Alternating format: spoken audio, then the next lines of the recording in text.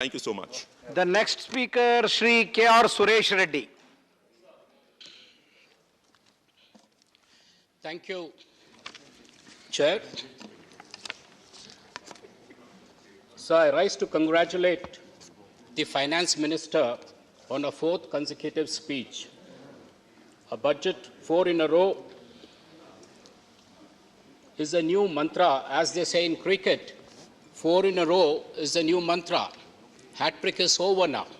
Anyone who bowls and takes 4 in a row is a sure match winner. I hope this would happen even here. But when I heard the Honorable Finance Minister's speech for 90 minutes, the only thing confident I could see was her delivering the speech. Today, with great and a heavy heart, I must tell the Finance Minister that her 90-minute speech has left 90 crore Indians out of a budget. I say this for the following reasons, sir. Because this proclaimed progressive budget has alienated a majority of the poor people. I say this because agriculture, which is the backbone of our country, and Kisan, the ever-burden bearer, which constitutes 60% of the workforce agriculture, contributing 18% to GDP, and out of which, in the entire agriculture, 82% of them are small and marginal farmers, having small holdings of 1 to 5 acres. This Azadi Ka Amrit Mahotsav and entering into Amrit Kal without tangible progressive opportunities to farmers is regressive and Rahu Kal for them. Para 28 of the budget speech of the Finance Minister mentions about the rice and wheat procurement. उसमें बड़े जोर से madam ने बताया कि 2,37 lakh crores हमने direct payment किया 163 lakh farmers को.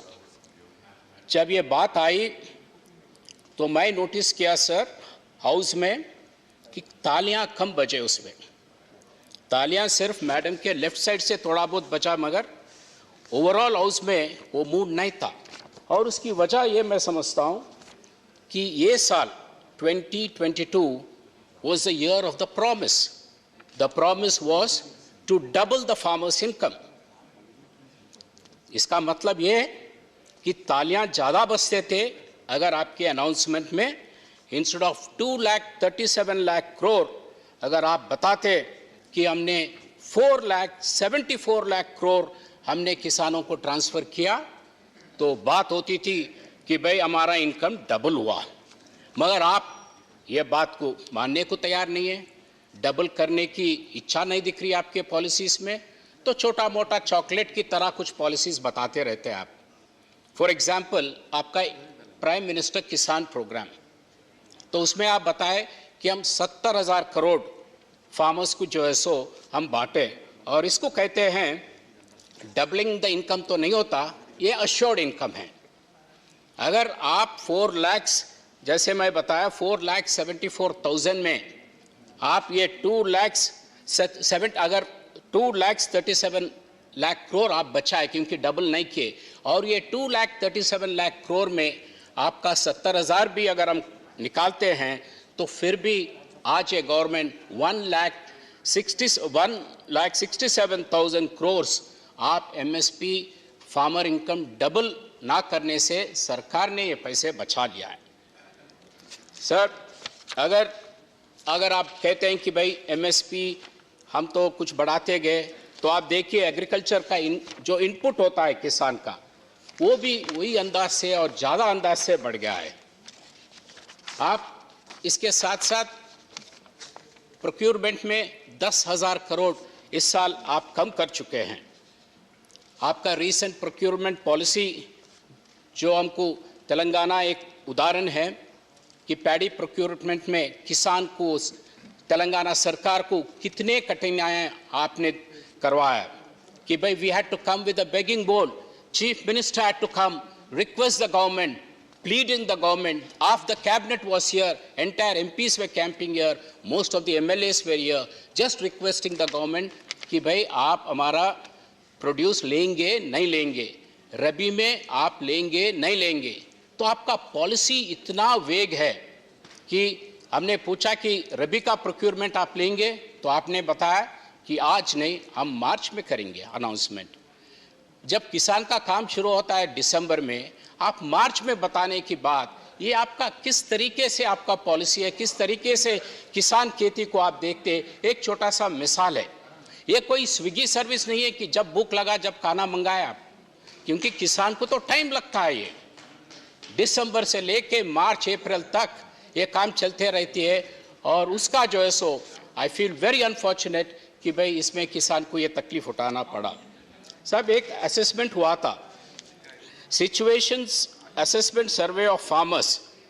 उन्होंने बताया कि आज के हालात में जो खेतीबाड़ी करता है उसका 40% आमदनी और कम होते जा रही है.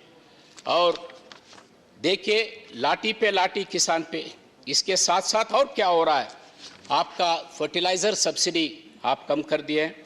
आप करीबन 35 to 40,000 करोड़ आप इस बजट में कम कर चुके हैं. इसमें किसान की तकलीफ और बढ़ेगी. फूड सब्सिडी आपने 80,000 करोड़ कम करे. सेंट्रल मार्केट इंटरवेंशन स्कीम जो करीबन 3,596 करोड़ का था, उसको आप कम करके 1,500 करोड़ पे लाए. क्रॉप इंश्योरेंस आपने करीबन 16,000 करोड़ से 15,000 करोड़ पे लाए. प्राइस स्टेबलाइजेशन फंड 2,700 करोड़ से 1,500 करोड़ तक लाए. और इवन रिसर्च, एग्रीकल्चर रिसर्च पे सिर्फ 500 करोड़ लगाए, ताकि multinational companies like Bayer they tend to spend more. Sir Reddy ji, your last minute. I'm already the last. No, yes. Your party has given you 8 minutes. और 5 minute है sir. 8 minutes. You have completed. No, 12 minutes I was told, sir. No, 8 minutes is given and 7 minutes is over. Sir. Second speaker is not speaking, he is speaking. Then it is okay. So what is my entire time now, sir? I'm Now doing another 8 minutes you have. another 8 minutes. Thank you, sir. Sir, इसके साथ साथ मनरेगा का demand बढ़ रहा है, but आपका budget allocations कम हो रहे हैं. साहब. आप डिमांड ड्रिवन बोल रहे हैं. जब डिमांड ड्रिवन है तो जो ग्रामीण लेबर है उनको विश्वास, कॉन्फिडेंस क्यों नहीं बिल्ड करते. जब 1,11,000 करोड़ खर्च हुआ था 2 years बैक, तो आप बताइए इस साल भी हम आपके साथ ठहरेंगे. कम करते जा रहे हैं कि उस पर ज्यादा भरोसा मत करो. हो सकता है आपके कुछ कारण हो सकते हैं आपका, मगर मैं ये कहना चाह रहा हूं कि the sheer unemployment pressure in the rural India will force and compel the government to increase the allocation. अगर आपका दिल नहीं मानता बढ़ाने के लिए, मगर वहां की जरूरतें आपको मजबूर करेगा कि आप बढ़ाना पड़ेगा, क्योंकि इसके अलावा आपके पास कुछ और है ही नहीं इस पे. Sir, there was some apprehensions in the government कि भाई ये misuse हो रहा है and it needs to be revamped, या एसेट क्रिएशन ठीक नहीं हो रहा. पहले से करीबन 5-6 साल से KCR साहब हमारे मुख्यमंत्री जी लगातार कहते आ रहे कि भाई इसको आप एग्रीकल्चर से जुड़ाइए. Linking up with agriculture will create some relief for the farmer. It will also ensure कि आपका मिसयूज की जो आरोप है या एसेट क्रिएशन का जो डाउट है, ये सब अगर किसान के साथ आप मिलाएंगे तो ये सब ठीक होगा. क्योंकि किसान एक ईमानदार है, प्राण जाएगा पर वचन न जाएगा, तो ईमानदार रहेगा. आपका हर एक पैसे का हिसाब किताब आपको वो बताएगा. So link it up with agriculture is the request sir. तर एग्रीकल्चर की प्रॉफिटेबिलिटी, अगर आपका इनकम डबल करना चाहते हैं तो इसकी ग्रोथ रेट 3.5% नहीं बल्कि 14% एग्रीकल्चर का रहना चाहिए. 14% हो रहा है. Telangana is an live example. Telangana agriculture is growing at 14%. Here overall is going at 3.5%. And unless you bring it to a reasonable height, the doubling of incomes will only be a mirage, will only be a dream, sir.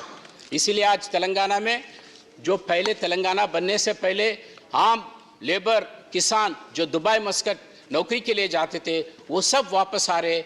आज आराम से सुकून से उनकी खेती बाड़ी की काम हो रही है और गांव में बिल्कुल nice livelihood is given to them and a brotherhood is spreading sir. So para 30 to 35 of the budget speech, the finance minister talks about a lot of private participation in agriculture, private agri-tech players, PPP mode, financial startups, money creation of unicorns. Going by our past experience, ये बातें देखे तो सुने तो हमको ये डर महसूस हो रहा है ऑनरेबल चेयर कि कहीं से ये 3 एग्रीकल्चर लॉस जो है कहीं बैकडोर एंट्री तो नहीं हो रहा है. तो इसीलिए this is an apprehension we need to clear, क्योंकि the slow recovery in consumption is the reduced profitability of agriculture, which squeeze the reduced incomes and demand. The evidence is very clear.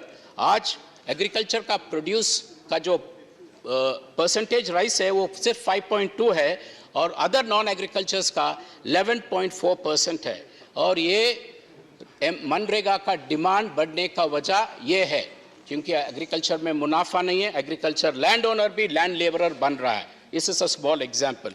और मैं इस माध्यम से finance minister से request करूंगा कि आप इस देश को you have to assure the country, you have to assure the farmers that MSP will remain. और इस आप आज़ादी का अमृत महोत्सव पर आप ये भी बताइए, आप कहीं आपके प्लान्स बताए उसमें एक जो है सो एमएसपी रहेगा and MSCP will continue to stay.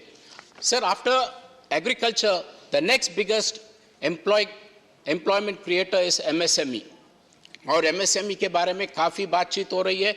सिर्फ 1-2 बात मैं यहाँ दौड़ाना चाहता हूँ कि भाई ये करीबन 6.3 करोड़ एमएसएमईस इस देश में हैं और आप 2 इसके ऊपर धक्के पे धक्के गिरे, एक मैन मेड और एक जो है so natural calamity. Man made था आपका डीमोनेटाइजेशन और आपका जीएसटी. आप देखिए एमएसएमई में डीमोनेटाइजेशन और जीएसटी के बाद करीबन 10,000 बिजनेस ओनर्स 2019 में सुसाइड करे और 11,716 suicides were committed in 2020. And the biggest impact of your demonetization as per RBI was on MSME was the demonetization. और आप जो भी remedial steps लिए हैं वो लेट थे और कम थे. अब आप पैंडेमिक के बाद आपने कुछ बताया कि भाई हम इंटरेस्ट लोन विदाउट कोलैटरल देने के वायदा किए. But my request is you have to look at the waiver of interest. जब फैक्ट्रीज बंद थे, एक साल बंद थे, तो उनके ऊपर इंटरेस्ट जो है सो बढ़ते गया. वो आप निकाल दीजिए. और उनके ऊपर फिक्स्ड पावर कॉस्ट था, कारखाना चला या ना चला मगर उनका बिजली का बिल आते गया, वो उसको आप जो है सो ऑब्जर्व करिए. This will be some relief. और ये एमएसएमई के साथ हॉस्पिटैलिटी सेक्टर में भी आपने ये बताया कि भाई हम कुछ पैसे देंगे. Hospitality sector also contributes a lot to the GDP. So why don't you take it as an infrastructure.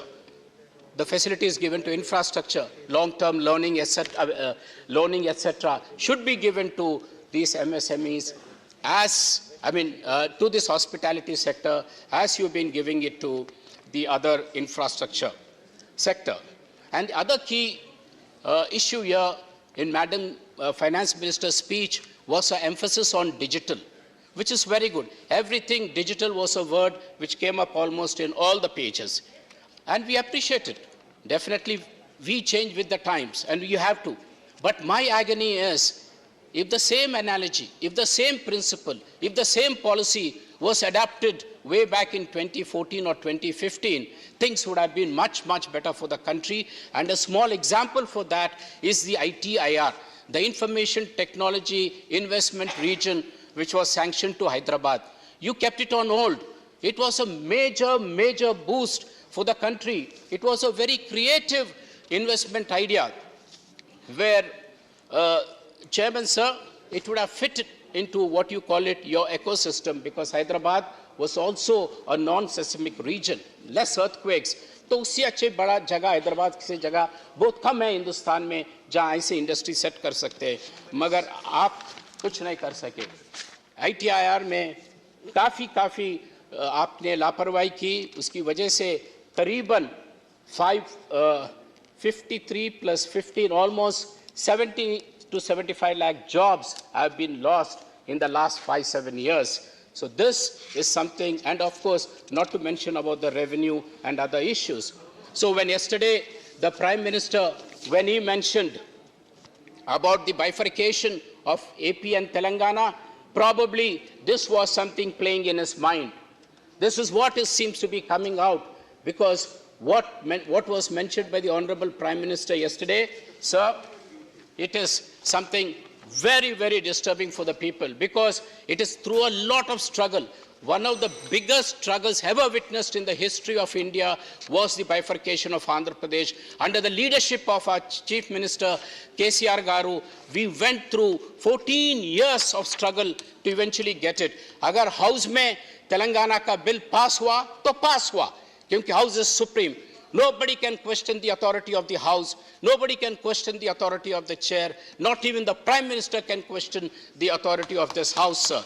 But yesterday, he raised it. Agar aapko taklif hua, bifurcation mein, main पूछना चाह रहा हूं कि कितने बार वो reorganization bill यहाँ पे amendment को आया है? Did you make any amendments in the last 8 years? The demands from Telangana, the demands from Andhra are continuously coming up. But still, you refuse to refer it. You refuse to chair even a single meeting. और वहाँ पे क्या हो रहा है, sir? Please conclude, sir. Sir, just 1 minute. So this is an important thing. I'll just 1 minute, sir. I'm concluding with one last thing. मैं तो काफी पूछते गया, तो एक छोटा सा मेरे को एक WhatsApp का फॉरवर्ड याद आता है कि एक नेता ने अपने दोस्तों को 8-10 लोगों को अपने घर पे चाय पे बुलाया और बोला, भाई मेरे घर में सबसे अच्छा चाय बनती है. तो सबने गए, 10 लोग उम्मीद में कि अच्छा चाय मिलेगा वहाँ. और जब घर गए और उनके बावर्ची को बोले, भैया चाय बनाओ, तो उन्होंने कहा, सब 130 सेकेंड्स, और चीनी नहीं है. तो उन्होंने कहा, कोई बात नहीं, चाय लाओ. और चाय आ गया. तो वो नेता ने कहा, देखो भाई ये स्पेशल चाय है, मगर इसमें एक कप में चीनी नहीं है, शुगर नहीं है. जिसको भी वो कप आएगा, वो सबको आज रात में भोजन पे ले जाएगा. तो 8-10 लोग जितने भी बैठे, वो सब ने कहा कि बहुत अच्छा है, बहुत अच्छा है.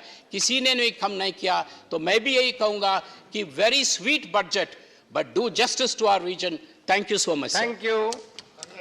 The next speaker, Shri